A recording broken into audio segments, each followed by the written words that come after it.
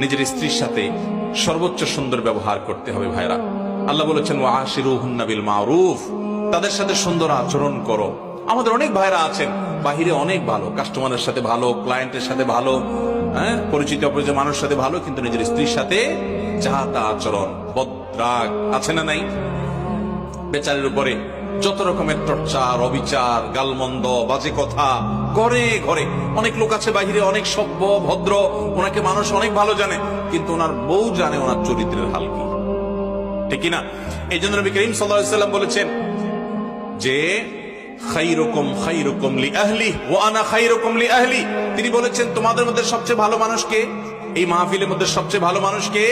যে তার পরিবারের কাছে, কোন কোন হাদিস তিনি স্ত্রীকে নির্দিষ্ট করে বলে দিয়েছেন যে তার স্ত্রীর কাছে ভালো। অর্থাৎ স্ত্রী যদি বলে দিল থেকে যে আমার সাহেব, আমার স্বামী ওনার মতো মানুষ হয় না, উনি আসলে একজন অমায়িক ভালো মানুষ, এই সার্টিফিকেট যদি বউয়ের কাছ থেকে নিতে পারেন তো আল্লাহর কাছেও আপনি ভালো নিতে পারবেন। সবাই যায় বাসায় বউকে জিজ্ঞাসা করবেন যে হাদিসের ভাষ্য মতে তোমার সার্টিফিকেট ছাড়া আমি ভালো হওয়ার সুযোগ নাই, আসলে আমি মানুষটা কেমন বলো।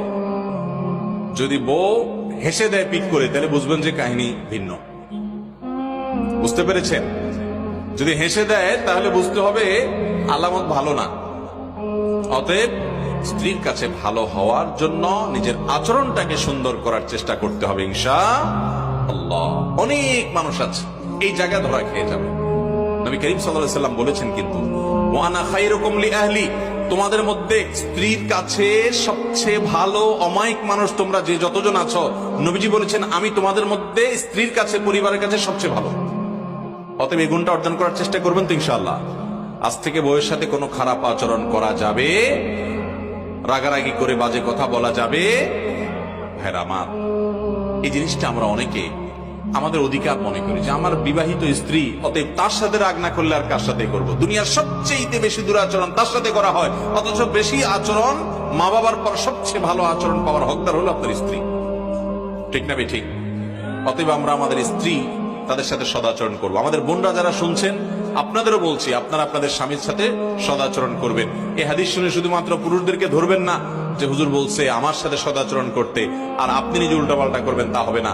স্বামী হয়ে যদি উনি সদাচরণ করতে হয় তাহলে আপনার কর্তব্য আরো কত বেশি।